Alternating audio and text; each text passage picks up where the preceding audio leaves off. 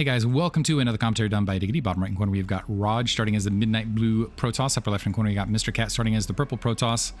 Mr. Cat has a lot his work cut out for him in this one, especially after game 1. This is BSL 17 Hasuleague round of 16 Group A on Polypoid, which I had to stop and restart. I don't know why my brain, for whatever reason, when it comes to Polypoid, like I recognize it and then my brain wants to think it's some other map. I don't know why, because this is always the giveaway. I'm like, it's that map, the mineral only, and anyway, and it's been around forever. It's not like it's Fighting Spirit. I instantly see Heartbreak Ridge, way old map. I'm like, yep, I don't need to see a lot of that. A lot of the maps are like that, where I recognize them just very, very rapidly. But for whatever reason, Polypoid in my brain, it's like, nope, we're gonna make you think this is Neosylphid. We're gonna make you think this is some other map, even though they're very different. Vermeer, for whatever reason, my brain will be like, are you sure this isn't Vermeer? I'm like, I know it's not Vermeer. When I see Vermeer, it's not even a big issue, because Vermeer's got the nice, you know, the spikes every which way or whatever. Anyway, I think the problem is Polypoid has kind of become the bread and butter 4-player map. And it's like so, how do I put this? It's like so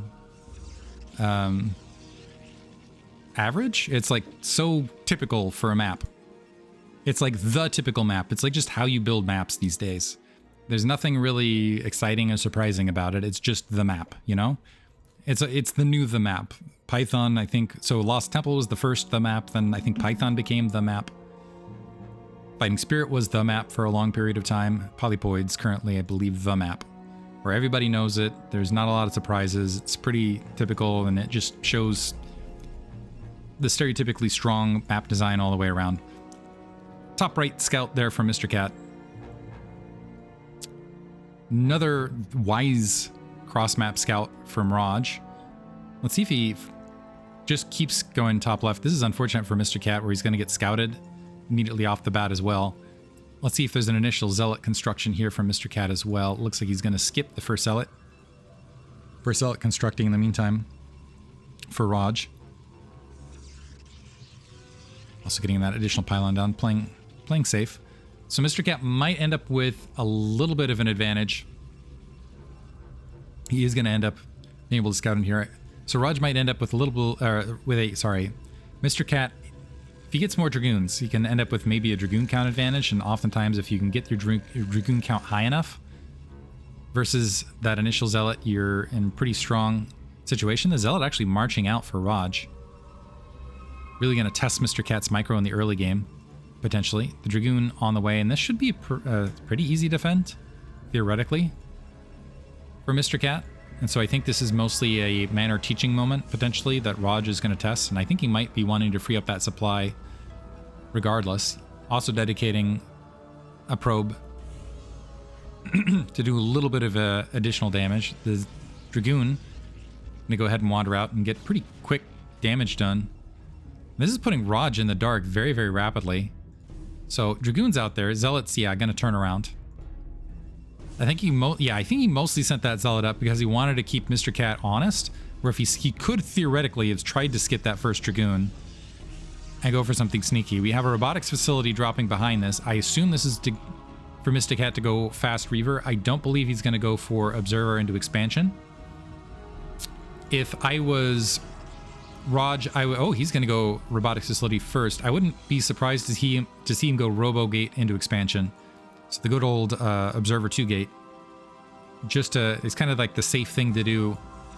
And one of those things, it looks like we're seeing the same thing on the opposite side from Mr. Cat. It's kind of the safe, speaking of bread and butter stuff, it's the bread and butter Protoss build with range alongside. The only differentiation thus far was that Zealot out earlier from Raj. That's going to slow down his tech a little bit. That gives a 1-worker lead as well for Mr. Cat, as long as he's staying on top of his macro.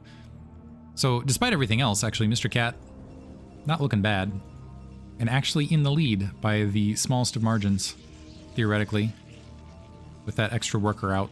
We'll see if he can turn that into, see if he can snowball that. That's what this game's about, snowball. We are seeing a shuttle first, which leads me to believe that we are going to see robotic support bay rather than observatory to start. And I take that back, eat my words immediately.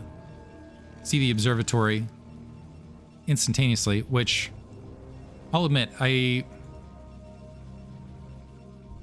always wonder about this. Like if there's a more efficient way to I'll leave it up for the better Protoss players down the line, is when to efficiently get that shuttle in play. This does give a little bit of leeway where you can kind of maybe mix out, because this is some hit points you could load your Dragoons into, theoretically.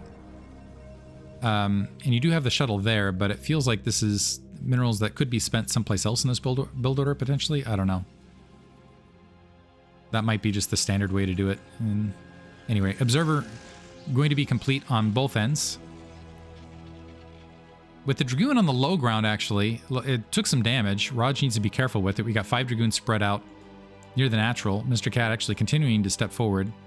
If Raj sees that Dragoon count, he's going to know that it's not a DT opener at the very least. Looks like the Observer is going to hold short for Raj. He's going to go ahead, yeah, go 2-gate Observer into expansion. And he's a little bit delayed on the second Observer. He does see, you might have seen that shimmer to let him know that it's not a Dark Templar follow-up. And Mr. Cat dropping his expansion behind this before queuing up that Reaver. Yeah, because I feel like with the shuttle could be queued up now, right? And this Nexus could have been earlier, maybe? Anyway. Just side thoughts in between. I don't know what else to do here. Just theory craft. Now, Mr. Cat moving out and eating a lot of free damage, plus the misfire. Loses a Dragoon for it, so now it's 4. Also, they're getting pinned into the top right. So, I think what he was hoping to do is get the Dragoons somewhat in position to maybe pin Dragoons to the front versus the Reaver, and now he's getting boxed out of his own natural expansion. And actually, that natural at high risk, and that Reaver is going to have to defend. And unfortunately, Mr. Cat doesn't have eyes out in the field as well, so the Dragoon's going to be able to wander right up. And they might be able to just focus fire that Nexus down, or even pick off that shuttle, potentially. So he knows there's a Reaver up on the high ground. A dud. Wow, nothing working out for Mr. Cat right this second. The Dragoon's trying to create a little bit of chaos on the front. The Observer spots the natural. In the meantime, a Reaver out on the high ground. So that shuttle is there, but it doesn't have a lot of support. And this is, yeah, Mr. Cat doing the old Caesar tactic, which is wipe out one army and then engage the other. The Reaver, it looks like it got picked out in the midst of it as well. Unfortunately, yeah, that's going to be it. Mr. Cat dropped. Okay, really fast, you're going to get a black screen. I'll let you guys know what happened in the rest of this grouping. So it looks like there was a withdraw. Oh, maybe double withdraw. I'm not sure what happened from here. I think there was some withdraws as far as the winners match and the finals match in Group A. At least I don't have a lot of clarification as far as what happened from here. Or maybe there was a withdraw in Zeddy's favor. Zeddy and Hedgic's favor. I'm not sure. We'll have to see what happened in the round of 8. Regardless, hope you guys enjoyed it. Appreciate you guys. Thanks for listening.